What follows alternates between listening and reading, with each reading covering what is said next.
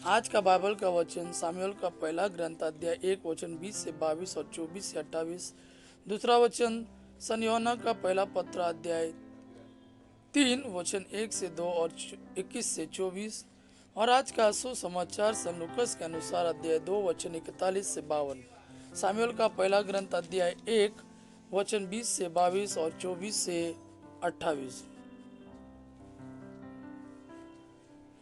अन्ना गर्भवती हो गई, उसने पुत्र प्रसव किया और यह कहकर उसका नाम सामुएल रखा, क्योंकि मैंने उसको प्रभु से मांगा है।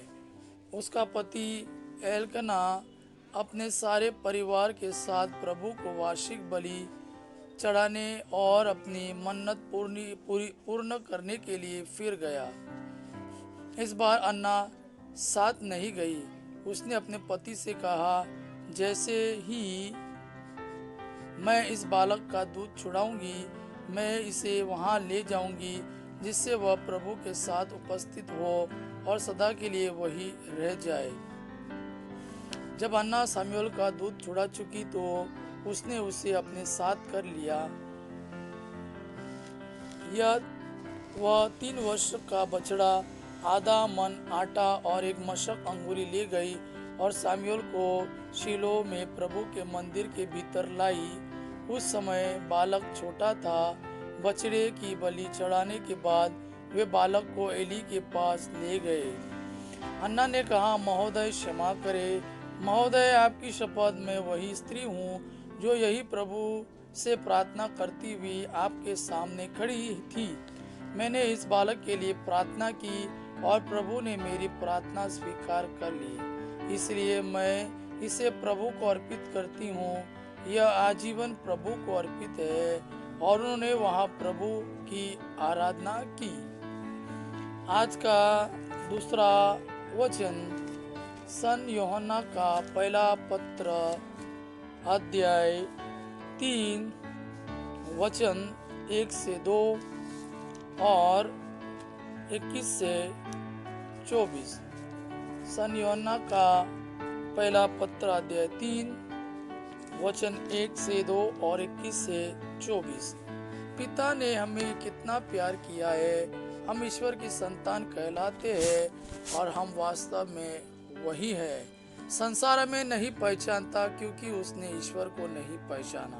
प्यारे भाइयों, अब हम ईश्वर की संतान हैं, किंतु यह अभी तक प्रकट नहीं हुआ कि हम क्या बनेंगे। हम इतना ही जानते हैं कि जब ईश्वर का पुत्र प्रकट होगा तो हम उसके सदृश बन जाएंगे, क्योंकि हम उसे वैसा ही देखेंगे जैसा कि वो वास्तव में है।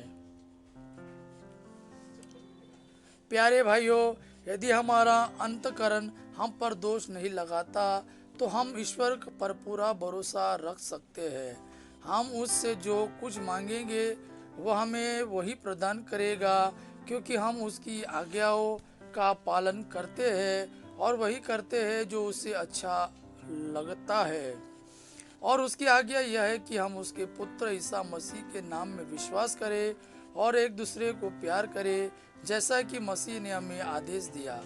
जो ईश्वर की आज्ञाओं का पालन करता है वह ईश्वर में निवास करता है और ईश्वर उसमें, और हम जानते हैं कि वह हम में निवास करता है, क्योंकि उसने हमको अपना आत्मा प्रदान किया है।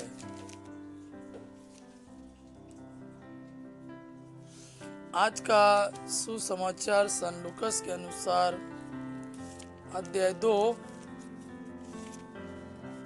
वचन 41 से 52।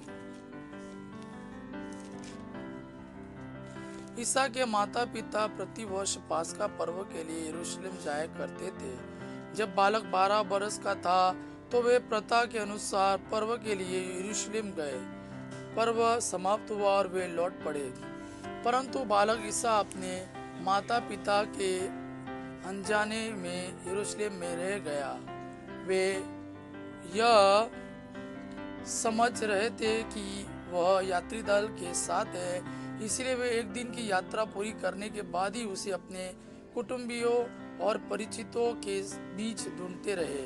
उन्होंने उसे नहीं पाया और वे उसे ढूंढते ढूंढते यरूशलेम लौटे। 3 दिनों के बाद उन्होंने ईसा को मंदिर में शास्त्रियों के बीच बैठे उनकी बातें सुनते और उनसे प्रश्न करते पाया। सभी सुनने वाले उसकी बुद्धि और उसके उत्तरों पर चकित रह जाते थे। उसके माता पिता उसे देखकर अचंभे में पड़ गए और उसकी माता ने उससे कहा, बेटा, तुमने हमारे साथ ऐसा क्यों किया? देखो तो तुम्हारे पिता और मैं दुखी होकर तुमको ढूंढते रहे। उसने अपने माता पिता से कहा, मुझे ढूंढने की जरूरत क्या थी? क्या आप यह नहीं जानते थे कि मैं निश्चय ही अपने पिता के घर होऊंगा? परंतु ईसा का यह कथन उनकी समझ में नहीं आया। ईसा उनके साथ नाजरेत गए और उनके अधीन रहे। उनकी माता ने इन सब बातों को अपने हृदय में संचित रखा। ईसा की बुद्धि और शरीर का विकास होता गया। वह ईश्वर तथा मनुष्यों के अनुग्रह में बढ़ते गए। यह प्रभु का वाणी है। प्रभु को धन्यवाद। आबा पिता की महिमा और पुत्र यीशु का प्रेम आप पर सदा सर्वदा बना रहे। आमीन।